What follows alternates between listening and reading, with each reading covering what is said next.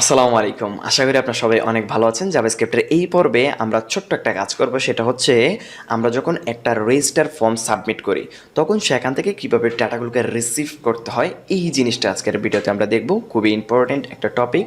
আপনারা যদি একটু মনোযোগ সহকারে দেখেন তাহলে আমি আশা করি আপনারা খুব সহজেই বিষয়টা বুঝতে পারবেন। মানে আজকে আমরা যে কাজটা করব, একটা ফর্ম ডিজাইন করব। ফর্মটাকে আমরা যখন সাবমিট করব তখন আমরা সেখান থেকে ডেটাগুলোকে রিসিভ করব। রিসিভ করার পর একটা অবজেক্টে কনভার্ট করার চেষ্টা করব। আজকে আর বেশি কথা বলবো না, সরাসরি মূল কাজে চলে যাচ্ছে। আপনারা যদি এই যে এখানে খেয়াল করেন দেখতে পারবেন এখানে আমরা নতুন একটা ফাইল যুক্ত করেছে, সেটা হচ্ছে style.css। এর কারণ হচ্ছে আমরা যেহেতু আজকে আমরা একটা ফর্ম ডিজাইন করব, এখানে আমাদেরকে কিছু সিএসএস লিখতে হবে। বেসিক কিছু সিএসএস আমরা লিখবো। আমি আশা করি আপনারা সবাই HTML CSS সম্পর্কে বেসিক হলো ধারণা আছে। তো আমি বেসিক কিছু সিএসএস লিখবো এবং আপনারা যদি এখানে খেয়াল করেন এটা হচ্ছে আমাদের HTML ফাইলের সাথে দেখুন CSS ফাইলটির কানেকশন আছে এবং জাভাস্ক্রিপ্ট ফাইলটিরও কানেকশন আছে। এখানে আমাদের দুইটা ফাইলই ওপেন করা আছে। তো আজকে আর বেশি কথা বলতেছি না, আমি সরাসরি মূল কাজে চলে যাচ্ছি। আর তো প্রথমেই আমি আপনাদেরকে বলে নিচ্ছি আজকে আমরা যেই ফর্মটা ডিজাইন করব এটা যে খুব ভালো খুব সুন্দর ডিজাইন করব বিষয়টা কিন্তু এরকম না। আমরা বেসিক একটা ফর্ম জাস্ট ডিজাইন করব। আমাদের মূল উদ্দেশ্য হচ্ছে কীভাবে ডাটাগুলো রিসিভ করতে হয় এই জিনিসটা শেখা। এখানে আমাদের ডিজাইন শেখাটা মূল উদ্দেশ্য না। এর জন্য আমি ডিজাইনের দিকে সেরকম বেশি ফোকাস করব না, কোনোরকম একটা ফর্ম তৈরি করার চেষ্টা করব আর কি। তো প্রথমে আপনারা এখানে খেয়াল করলে দেখতে পারবেন আমি একটা HTML যে ফর্ম ট্যাগটি আছে এটা নিলাম, কারণ আমরা একটা রেজিস্টার ফর্ম তৈরি করতে যাচ্ছি। ফর্ম ট্যাগের মধ্যে আমরা প্রথমে যে কাজটা করব, ইনপুট একটা ফিল্ড নিচ্ছি। এটার টাইপটা হবে, ধরলাম এটা হচ্ছে কি টেক্সট। এটার মধ্যে একটা প্লেস হোল্ডার দিয়ে দিচ্ছি।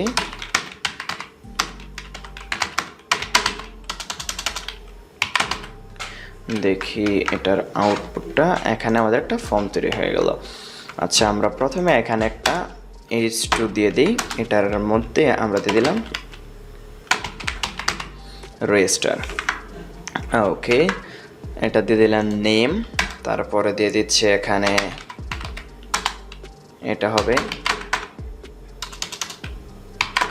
ইমেল টাইপ, এখানে প্লেস হোল্ডার।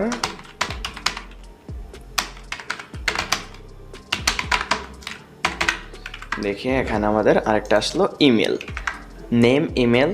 তারপরে কি দিতে পারি, এখানে পাসওয়ার্ড দিতে পারি একটা। ইনপুট টাইপটাতে দিলাম পাসওয়ার্ড। তারপর এখানে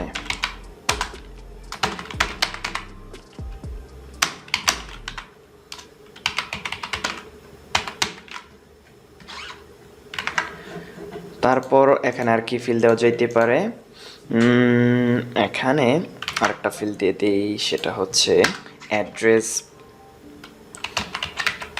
টেক্সট এরিয়া নিয়ে নিলাম। টেক্সট এরিয়া সম্পর্কে আশা করি সবার ধারণা আছে। এটার মধ্যে আমরা অ্যাড্রেস দেওয়ার জন্য একটা ফিল তৈরি করে নিলাম। আমরা এখান থেকে রো কলাম যেগুলো আছে এগুলো আপাতত ডিলিট করে দিচ্ছি। এখানে একটা প্লেস হোল্ডার দিয়ে দিই, সেটা হচ্ছে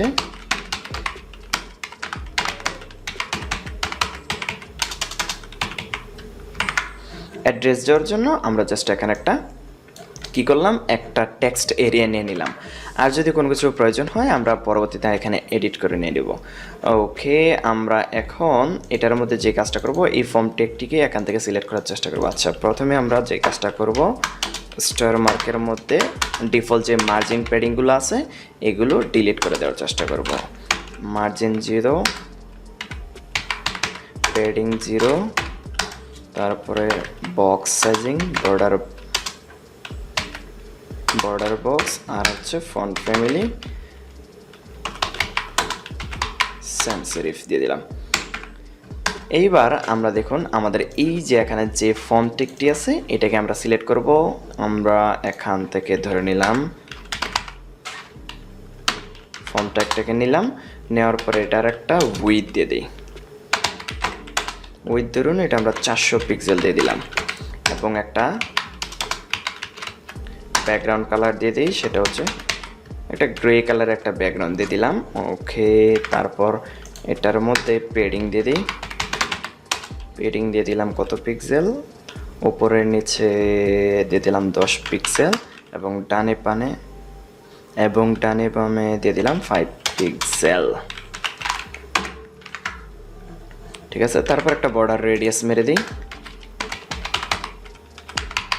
রেডিয়াস দিয়ে দিলাম 7 পিক্সেল। ওকে, ফর্মটিকে আমরা মাঝখানে আনার জন্য এখানে বডিতে একটু ফ্লেক্স ব্যবহার করি। বডিতে আমরা দিয়ে দিই display flakes, justify content centre এবং অ্যালাইন আইটেম সেন্টার, এবং হাইটটা দিয়ে দেব রিপোর্ট হাইট। ওকে, তাহলে আমাদের এটা মাঝখানে চলে আসলো। এইবার আমরা এটাকে একটু ঠিক করার চেষ্টা করব। ফর্মের ভিতরে যে ইনপুট ট্যাগগুলো আছে এগুলোরে একটু এখন কাজ করতে হবে। আচ্ছা,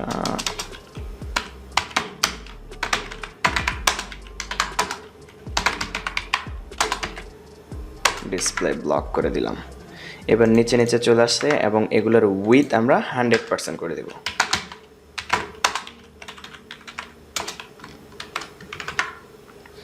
উইথ 100% থাকবে।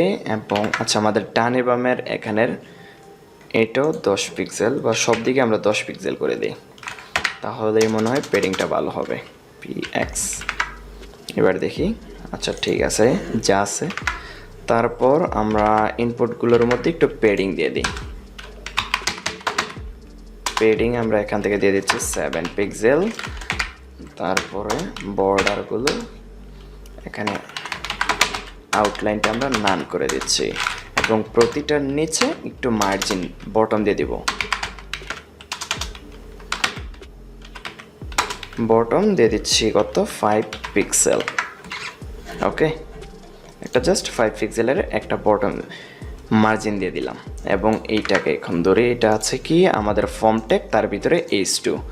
ওকে, আমাদের ফর্ম ট্যাগ ফর্ম, তার ভিতরে আছে h2 এবং এটারে ধরি, এটার মধ্যে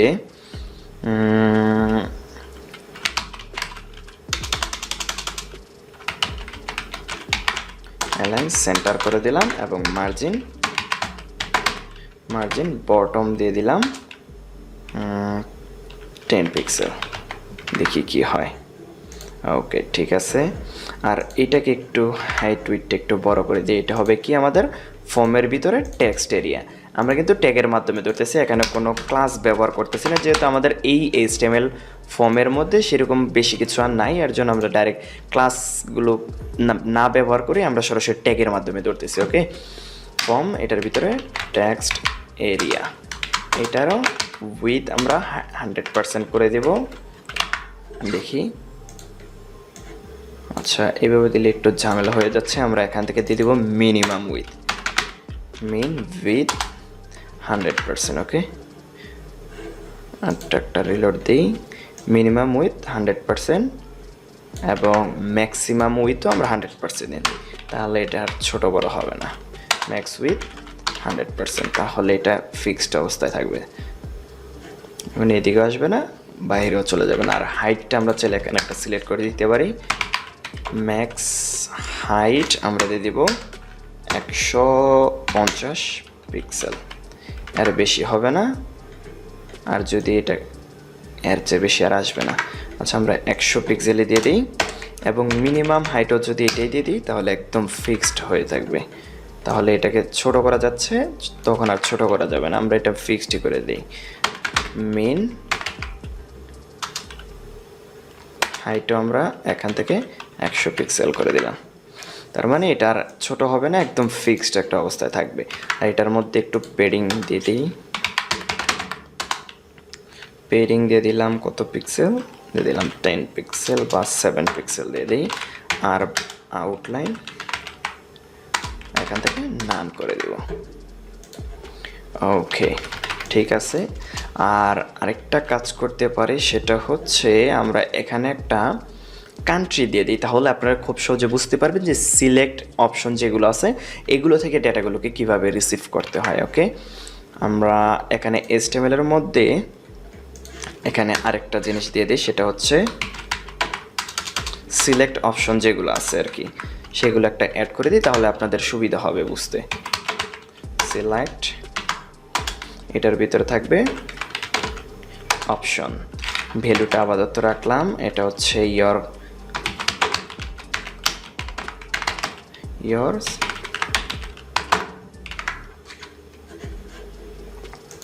ওকে, এইবার আমরা এটাকে প্রথমে বাই ডিফল্ট অবস্থায় সিলেক্টেড থাকবে, এটা থাকবে সিলেক্টেড।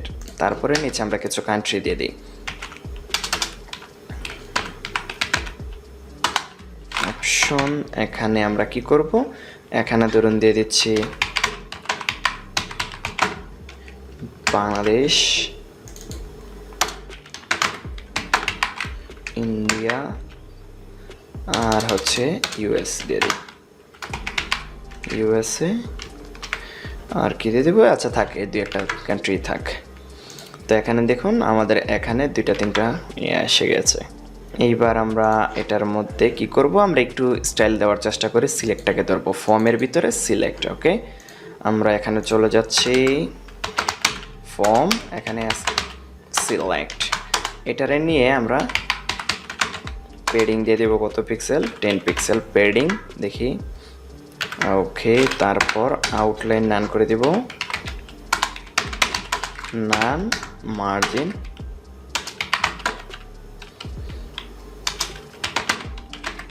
বটম দিয়ে দিচ্ছে 10 বা 7 পিক্সেল।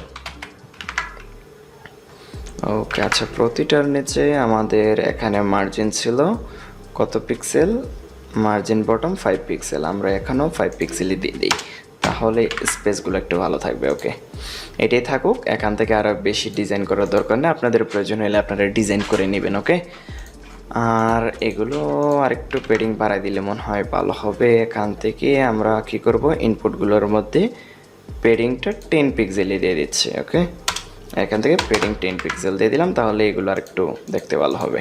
ওকে, ঠিক আছে, ফন্ট সাইজগুলো আপনারা চাইলে একটু বাড়িয়ে নিতে পারেন, এখানে চাইলে আরও অনেকগুলো ফিল্ড অ্যাড করে নিতে পারেন, ফার্স্ট নেম থাকতে পারে, আরেকটা হয়তো বা এখানে থাকতে পারে কি লাস্ট নেমও আরেকটা থাকতে পারে, আপনার ইচ্ছা মতো নিয়ে নিতে পারেন। এখানে আরেকটা দিয়ে এখানে ইন্টারনেট লাস্ট নেম এরকমভাবে দিয়ে দিতে পারেন। ওকে, এখানে যদি আরও জেন্ডার দিয়ে দিতে পারেন, সেটা হচ্ছে কীভাবে সিলেক্ট করবে, জেন্ডার হতে পারে মেল ফিমেল, এগুলো সিলেক্ট করে একটা অপশন চাইলে দিয়ে দিতে পারেন, আর নিচে থাকবে একটা সাবমিট করার অপশন। এবং আপনারা যদি এখানে খেয়াল করেন তাহলে বুঝতে পারবেন যে এই যে ফর্ম ট্যাগের ভিতরে নিলে সুবিধাটা আসলে কি, এই রেজিস্টার ফর্মটি আপনারা অবশ্যই চেষ্টা করবেন ফর্ম ট্যাগের মাধ্যমেই করার জন্য। আপনারা চাইলে কিন্তু একটা এই ফর্ম ট্যাগ না নিয়ে ডিআইভি ট্যাগের মাধ্যমেও কিন্তু কাজটা করতে পারবেন, বাট অবশ্যই আপনারা চেষ্টা করবেন যে ফর্ম ট্যাগের ভিতরে যাতে এই ডিজাইনটা করেন আর কি। এখানে এটার সুবিধাটা হচ্ছে কি বাটন, এখানে যদি সাবমিটটা দিয়ে দিই তাহলে দেখবেন এখানে যখন আমি ক্লিক করব দেখবেন আপনার পেজটা কিন্তু রিলোড নেবে, ফর্মটা কিন্তু সাবমিট হয়ে যাবে। আমি এখানে একটা ক্লিক করি, তাহলে দেখুন এখানে আপনারা খেয়াল করলে দেখতে পারবেন। আপনারা এখান থেকে রিলোড বাটনটির উপরও একটু নজর রাখবেন। দেখুন আমি যখন ক্লিক করতেছি এখানে এটা কিন্তু রিলোড হচ্ছে, তার মানে ফর্মটা কিন্তু এখান থেকে সাবমিট হচ্ছে, বিষয়টা অবশ্যই মাথায় রাখবেন। এবং আমরা এখানে কি করব, এখান থেকে ফর্মের ভিতরে বাটন এটাকে সিলেক্ট করব। ওকে, এইবার আমরা এখান থেকে চলে যাব কোথায়, ফর্ম, এখান থেকে বাটন। ওকে, এটার উইথও আমরা 100% করে দিব এবং মার্জিন আমরা টপ দিয়ে দিচ্ছি, মার্জিন টপ এখান থেকে 10 পিক্সেল দিয়ে দিই, দেখি কি হয়। ওকে, এটারও 100 পিক্সেল না দিয়ে আমরা 100% দেবো। ওকে, উইথটা তাহলে ফুল উইথটা নিয়ে নেবে এবং এটার একটু পেডিং দিয়ে দিই, পেডিং এখান থেকে 10 পিক্সেল দিয়ে দিলাম এবং চাইলে এটার একটা ব্যাকগ্রাউন্ড কালার দিয়ে দিতে পারি।